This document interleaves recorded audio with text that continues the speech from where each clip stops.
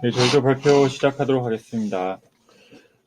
저희는 케글 컴피티션 에이사 스마트 워터 어널리틱스라는 컴피티션에 참여했습니다.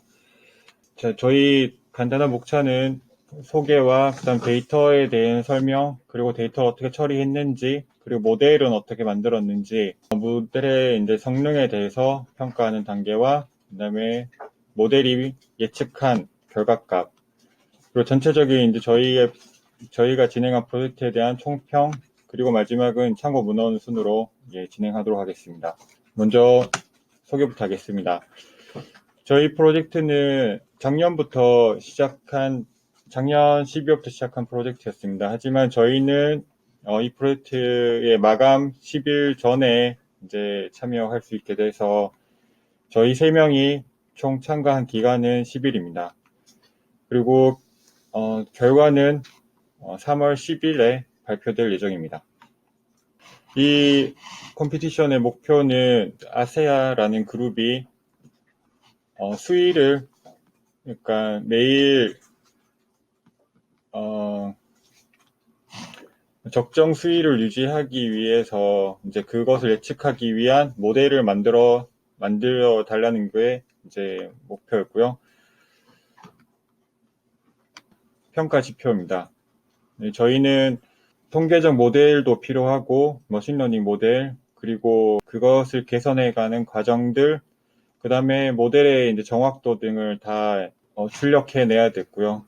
그 과정들을 다 이제 논리적인 과정에 맞춰서 정리를 해야 됐습니다. 마지막에는 이제 저희가 1년치에 해당하는 기간의 적절한 수위를 예측하는 것이 예측 범위고, 이 모든 과정을 다 이제 평가 지표에 들어갑니다. 그러면 이 중에서 이제 MAE와 RMSE가 뭔지 한번 짚고 넘어가려고 합니다. MAE는 실제값과 예상값의 차이의 절대값의 평균값입니다. 그리고 RMSE는 실제값과 예측값, 에러값의 제곱의 평균의 루트를 씌우는 값입니다. 저희가 회귀 분석할 때 자주 만난 MACE 값의 루트를 씌워진 값이라고 생각하시면 되겠습니다. 결론적으로 수치가 낮게 나올수록 좋은 정확도가 높은 모델임을 이제 예측할 수 있는 지표라고 생각하시면 될 것 같습니다. 특히 시계열 자료에서 많이 사용한다고 합니다. 저희 팀에 대해 소개하겠습니다. 저희 팀이 이 컴피티션에 참여한 목적은 먼저는 정형 데이터를 분석해 보고 싶었고요. 그리고 정형 데이터를 프로세싱하는 과정을 한번 해보고 싶었고, 그 다음에 시계열 자료에 대해서 한번 공부해 보고 싶었습니다. 그리고 마지막으로 저희가 딥러닝 알고리즘을 한번 시계열 자료 예측에 사용해 보고 싶었습니다. 저희 역할은 이제 3명이 각각 이제 2파트씩 나눠서 이제 작업을 했고요. 모델링 과정과 데이터 분석, 그 다음에 모델링을 위해서 준비하는 과정들, 이런 것들을 다 나눠서 프로젝트 기간 동안 진행했습니다.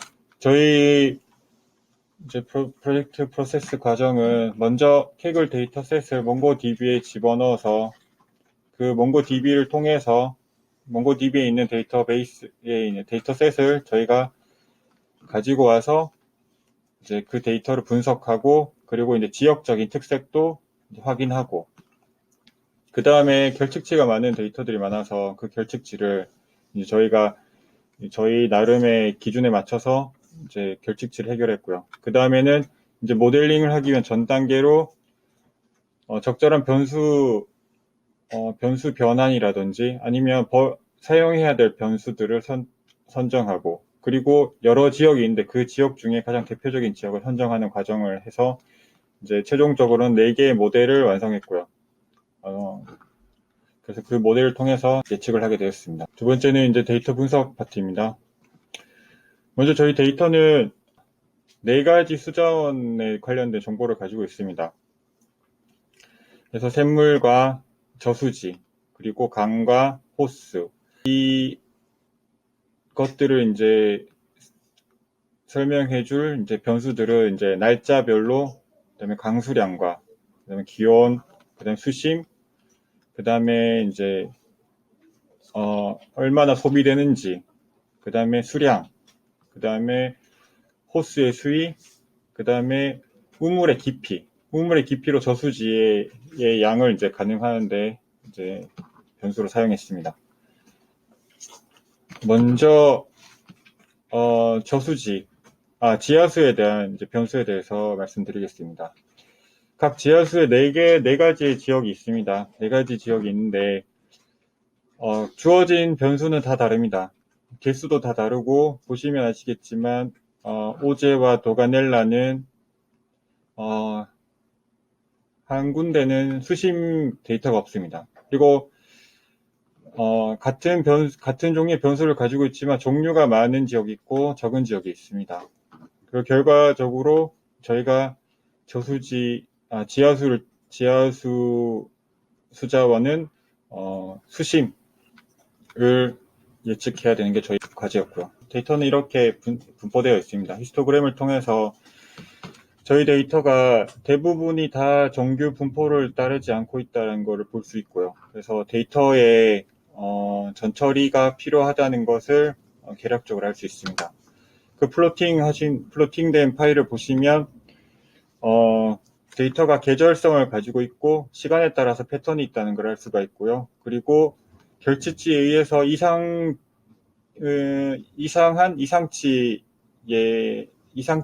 값이 이제 많이 발견되는 것을 볼 수가 있습니다. 다른 지역입니다. 샘물입니다. 샘물은 이제 수량을 예측하는 거였고요. 세 가지 지역이 있고요. 샘물의 히스토그램이고 플로팅입니다. 같은 문제를 다 가지고 있습니다. 같은 특징과 그리고 같은 문제들을 다 가지고 있는 데이터들입니다. 그리고 강과 이제 호스 데이터입니다. 독립 변수가 조금씩 차이가 납니다. 그리고 타겟 변수도 이제 각 수자 종류별로 이제 다릅니다. 같은 문제가 이상치가 많이 있다는 것을 이제 히스토그램을 통해서 보면 이제 대략 알 수가 있고요. 그 다음에 플로팅을 통해서 계절성과 패턴이 갖고 있다는 것을 직관적으로 알 수가 있습니다.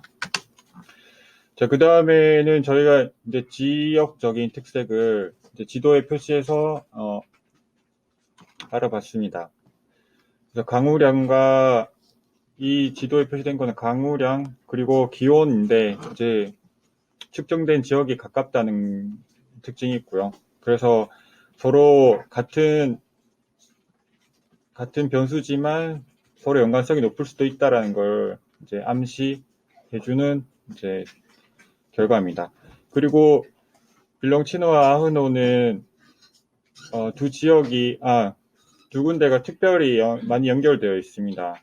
그래서 빌렁치노 호스에서 개방을 하면 바로 아른노 강으로 이제 물이 유입되도록 구조적으로 그렇게 되어 있기 때문에 두 곳은 지역적으로 밀접한 관계가 있다는 것을 지도상으로 그리고 구조적으로 알 수가 있습니다. 자, 이제 분석된 데이터로 이제 프로세싱 과정으로 들어가 보도록 하겠습니다. 저희 이제 많은 결측치 값을 많이 가지고 있는 데이터들이 많이 있습니다. 그래서 이것들을 처리해야 되는데 한 세 가지로 접근했습니다. 먼저는 너무 많은 데이터가 빠져 있는 기간들은 일단 삭제하는 방법과 그리고 특별히 어느 기간에 집중적으로 빠져 있는 기간에 이제 다루는 방법 그리고 도중에 연결이 끊겨 있는 데이터들 이런 것들을 다루는 세 가지 방법으로 한번 접근해 봤습니다. 먼저는 오랜 기간 동안 결측치가 너무 많아서 채울 수 없는 데이터는 일단 먼저 지우고 시작했고요. 두 번째는 특정 연도에 해당되는 이제 데이터가 결측치가 많을 경우 저희는 여기서 이제 LGBM이라는 이제 알고리즘을 사용했는데요. 그러니까 이거를 사용할 수 있었던 이유 중에 하나는 요거 먼저 보시겠습니다. 오른쪽에 보시면 패턴이 강합니다. 그래서 특별한 이변이 없는 한 예측이 좀 수월하겠다는 생각이 들었고요. 그리고 LGBM이라는 이 알고리즘이 활용하기에 결측 집값, 그러니까 트레이닝 데이터로 쓸 수 있는 데이터가 충분하다고 생각했습니다. 이 LGBM이 간단한 알고리즘이면서도 빠르고 정확한 알고리즘이어서 저희가 이제 특별히 온도, 기온을 측정하는 데 사용했고요. 그 LGBM은 트리 기반의 알고리즘인데 이게 수직적입니다. 그러니까 모든 걸 다 점검하면서 하는 계산하는 것이 아니라 틀린 것에는 가중치를 주고 맞은 것 쪽으로 계속 타고 내려가서 이제 계산하는 알고리즘입니다. 그래서 저희가 이 값을 예측하는데 빠른 시간에 해결할 수가 있었습니다. 저희가 실제로 해결한 데이터, 이제 결측치를 해결한 화면입니다. 저희가 이제 기온 데이터는 이런 식으로 해결했습니다. 그리고 세 번째 방법으로는 저희가 이제 방향성을 가지고 있는데 끊겨진 데이터는 인터폴레이션 했습니다. 간단한 방법으로 이제 두 개가 이제 방향을 가지고 있기 때문에 이제 연결하는 방법을 사용했습니다. 네.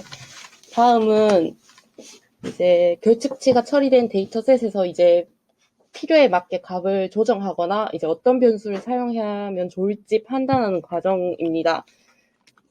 이제 먼저 이제 플로우 레이트라는 변수는 유속을 나타내며 이제 마이너스 값과 플러스 값을 가지는데요. 이제 마이너스 값은 안쪽에서 밖으로 나가는 이제 빠져나가는 유속을 나타내고 플러스는 이제 밖에서 안으로 들어오는 것을 뜻합니다. 이제 실제로 이제 물 관련 회사에서는 이 부호를 신경 쓰지 않다고 이제 설명이 있었기 때문에 저희는 이제 이 값의 절대값을 취하여 단위를 맞춰주기 위해 조정을 하였습니다. 그다음에 다음은 이제 데이터 간의 격차가 큰 경우가 있었는데 이제 격차를 줄이기 위해 보통은 로그를 취하기도 합니다. 하지만 이번 변수에는 마이너스 값이 존재하여 이제 로그를 취할 수 없었기 때문에 이제 모델 작성할 때 변수의 정규화 작업으로 대신하였습니다. 이제 실제 예측하는 4개의 모델을 만들기 위해 사용한 데이터는 이제 전부를 사용하는 방법도 있지만 이제 시간 관계상 이제 그게 불가능하다고 생각하여 이제 다양한 변수와 데이터 양을 고려하여 각 구역을 대표할 수 있는 4개의 데이터를 추려서 사용하였습니다. 사용한 데이터는 이제 보시는 것과 같이 나타냅니다. 이제 최대한 원본 값을 가지고 있는 데이터로 변수 간의 연관성 분석을 통해 이제 불필요한 변수를 줄이는 과정입니다. 연관성이 있다는 것은 하나의 변수가 증가할 때 다른 변수도 같이 증가한다는 것을 나타내며 이제 변수가 가지는 값이 같다는 것이 아니라 이제 동일한 경향을 보이고 있다는 것을 뜻합니다. 이제 빨간색 칸에 들어있는 값들이 연관성이 가장 높게 나타내는 것들이며 이제 그 중에서 대표성이 있는 변수로 간추려서 사용하였습니다. 이제 강과 호수도 마찬가지로 연관성을 따져서 이제 대표적인 변수를 뽑아내는데요. 이제 여기서 강의 강수량은 북쪽과 남쪽으로 나누어져 이제 연관성을 가지고 있기 때문에 이제 남쪽과 북쪽에서 각각 하나씩 변수를 뽑아내어 사용하였습니다. 실제로 강은 아까 처음에 말씀드렸다듯이 호수와 지리적인 연관성이 있으므로 호수의 수위는 강의 수위에 영향을 주는 것으로 예상하기 때문에 강의 모델을 만들 때 호수의 타겟을 이제 포함시키도록 하였습니다. 이게 강에 대한 내용입니다.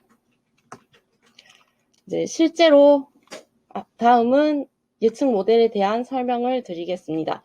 이번에 사용한 모델은 2가지가 있으며 먼저 프로펫에 대한 설명을 드리겠습니다. 프로펫은 이제 페이스북에서 제공한 시계열 예측 패키지이며 통계적 지식이 없어도 직관적인 파라미터를 통해 모형을 조정할 수 있고 일반적인 경우 기본값만을 사용해도 높은 성능을 보여주기도 합니다. 프로펫에 대해 세부적인 내용은 공개되지 않았지만 다음과 같은 요소로 구성되어 있습니다.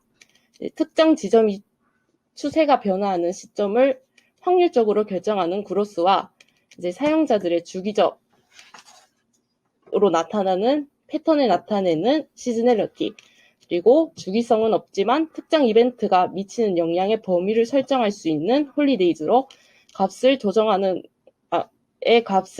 것으로 세부 설정이 가능합니다. 이러한 프로펫을 사용하기 위해서는 데이터 가공이 필수적이며 이제 날짜 변수와 이제 타겟으로 사용하는 변수의 이름을 DS와 Y로 바꿔줄 필요가 있고요. 이제 1년치 데이터 변화량을 보는 것이 목표이기 때문에 전체 데이터에서 365일을 제외한 데이터를 훈련 데이터로 하였고요. 나머지 365일은 검증 데이터로 분할하여 작업하였습니다. 바로 이어서 발표를 드리겠습니다.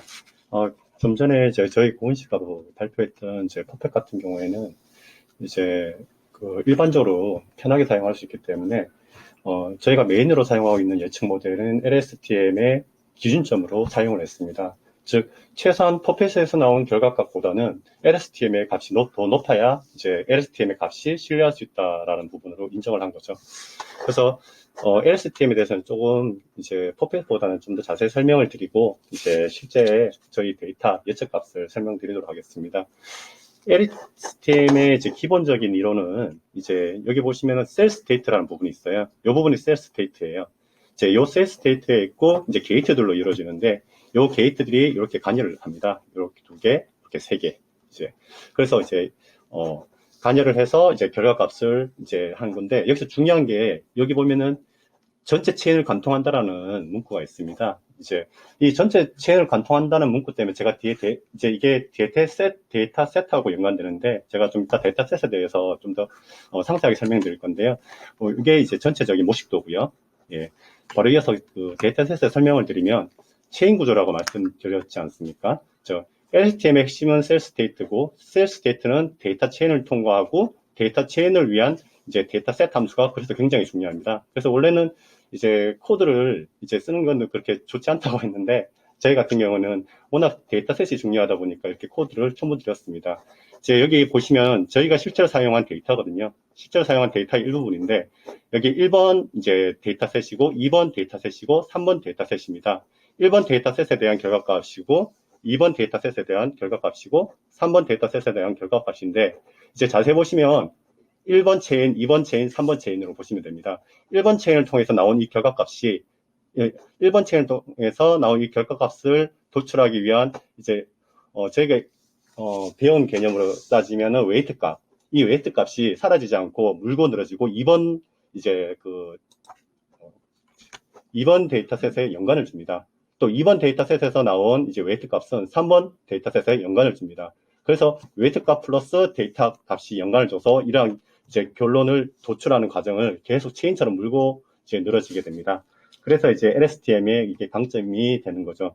그래서 시계열 분석의 강점을 가지는 특성이 있습니다. 이런 체인 구조가 이제 시계열 규정의 강점을 가지기 때문에 실제적으로 다른 모델에 비해서는 훨씬 시계열 분석의 강점을 가진다고 할 수 있죠.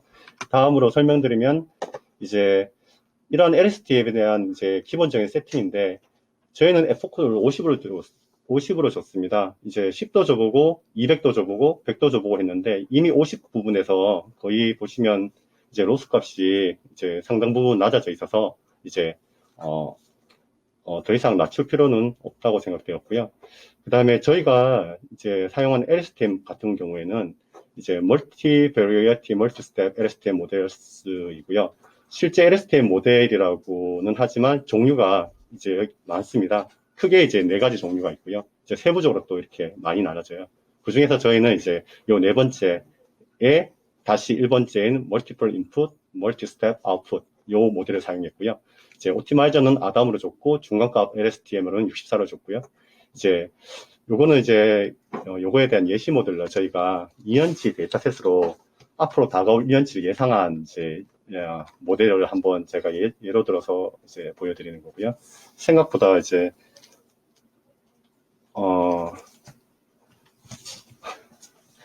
생각보다 이제 굉장히 값이 잘 나오고 있죠. 예. 사실 요거 내는데 상당히 힘들었거든요. 예, 나중에 이제 또 말씀을 드리겠지만.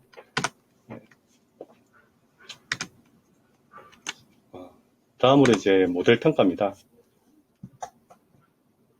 저희 먼저 지하수고요. 지하수는 이제 저희가 예측을 할 때 요 부분에서 이제 가장 저희가 고려했던 부분이 하나가 지하수잖아요.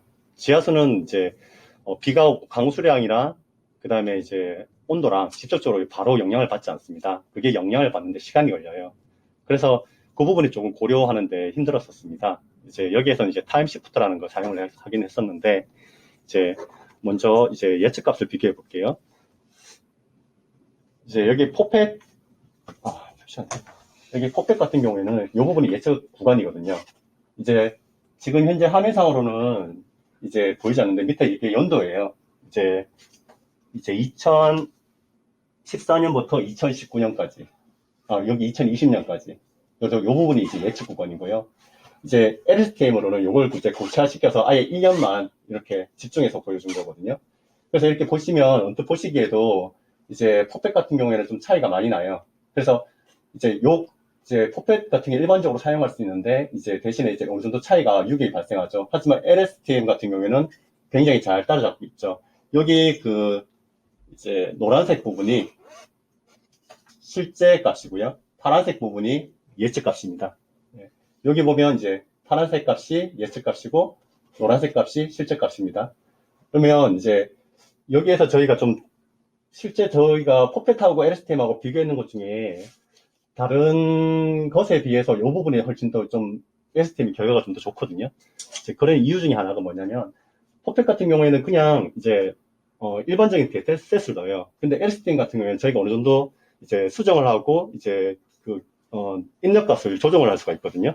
그래서 여기서 넣은 거는 아까처럼 타임 시프트 기능 사용해서 지하수에서 물이 강수량이 내려서 지하수로 내려가는 데까지 걸리는 시간을 저희가 5일도 줘보고 28일도 줘보고 3일도 줘보고 이제 했는데 한 5일 정도 줬을 때 결과값이 굉장히 좋았거든요. 이제 그래서 이제 이 부분을 이제 나타내 드리고요.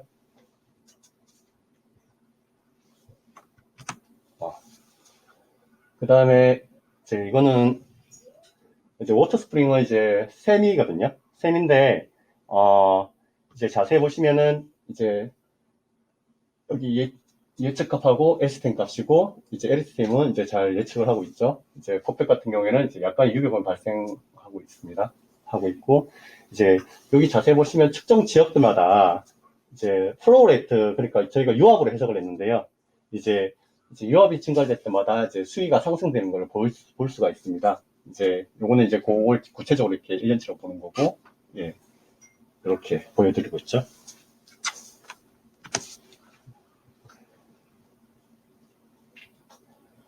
그 다음에 리버 같은 경우에는 이제 굉장히 값이 일정한데요. 이제 좀 전에 이거 보여줬던 여기 지하수 부분 LSTM 예측값 이제 요 추이하고요. 이제 리버의 요 추이가 이제 사실상 약간 비슷한 추이를 보이거든요. 그래서 실제적으로 지구과학적으로 알아보니까 지하수가 이제 강하고 이제 연관이 돼 있어요. 이제 강의 수위나 이런 것들이 지하수 수위에 영향을 미치더라고요. 지구과학적으로. 그래서 그 부분에 대해서 이제 지구과학적으로 이제 확인을 할 수 있었어요. 역으로 이제 이 데이터를 보고 다시 살펴보니까 그래서 지하수 수위하고 이제 사실 이제 요거하고 조금 아쉬웠던 점인데 그래서 지하수 수위와 이제 강하고의 이제 연관도를 이제 데이터를 새로 완전히 짜집게 해야 되는데 데이터셋의 결측치나 모든 부분이 좀 부족해서 이제 사실상 구체적으로 유용한 셋을 구할 수가 없어서 그걸 비교해 보지 못했습니다. 이제 구체적인 비교에서 마지막으로 이제 호수고요. 이제 호수 같은 경우에는 이제 사실상 수압이나 이제 유압, 이제 이런 게 크게 변동이 없이 일정하게 유지되더라고요. 이제 이게 유압이고, 이제 호수 수위고요. 이제 계절성은 보이지만, 이제 계속 일정한 수위로 이제 최대값과 최소값이 굉장히 일정하게 유지되더라고요. 요것도 이렇게 1년치라서 이게 아마 6월달이고 12월달쯤이고 6월달이거든요. 일정하게 이렇게 유지돼요. 다음이고요. 이거는 저희가 원래는 STM으로 나타내려고 했는데 이제 포펫이 너무 예쁘게 잘 나와서 그래서 전체적인 1년치를 보여드리는 게 아무래도 이해에 도움이 될 것 같아서 이제 이렇게 나타냈습니다. 이제 그 아크파이어는 이제 지하수는 이제 값이 증가하는 게 이제 수위가 증가한다는 뜻이에요. 즉 수량이 증가한다는 뜻이고요. 이제 여기 리버 같은 경우에는 이제 아까 이제 설명을 드렸지만 이제 값이 계속 이제 아까 제가 구체적으로 보여드렸던 것과 똑같이 일정하게 유지된다는 걸 아실 수 있을 거고, 이제 레이크 같은 경우에는 이제 리버하고 비슷하게 이제 그 위에가 이제 레이크, 그러니까 호수 수위고요. 밑에가 이제 그 유압인데 둘 다 그냥 일정하게 유지가 됩니다. 그래서 별 문제는 없을 것 같아요. 그 다음에 이제 샘이거든요. 샘도 이제 뭐 평이한 이제 수준을 보이고 있고요. 이제 사실 저희가 이제 그 좀 전에 이렇게 보여드렸잖아요. 이제 전체적으로 보여드렸는데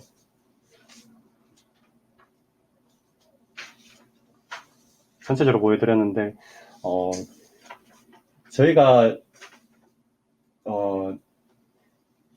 시간 관계상 이제 실제 데이터를 이제 결측값을 저희가 실제 데이터를 이제 기상청이나 이제 이태리에 있는 그런 기상청이나 그런 데에서 실제 기온 데이터나 이런 걸 수집해서 이제 크롤링해서 이제 놓고 싶었었어요. 근데 이제 그런 부분에 대한 API에 대한 접근이나 이런 부분이 여유롭지가 않더라고요. 그래서 그 부분을 하질 못했고요. 그 다음에 이제 그 포펫의 모델 같은 경우에도 사실상 아무리 이제 저희가 기준점을 잡는다고 하더라도 포펫에 대한 이제 정확도를 높이려고 했었어요. 근데 포펫 같은 경우에는 아까 지하수 수위라든지 지하수 수위에 영향을 미치는 이제 물이 지하수까지 침투되는데 걸리는 그런 시간 문제라든지 그런 부분에 대한 이제 데이터 변동성이나 그다음에 갑작스러운 이제 노이즈 값에 대해서 이제 정확도가 굉장히 떨어지더라고요. 그래서 이제 포펫은 이제 저희가 이제 대략적인 추세를 확인하는 용도로 이제 제한적으로 이제 사용했다라는 부분이고요.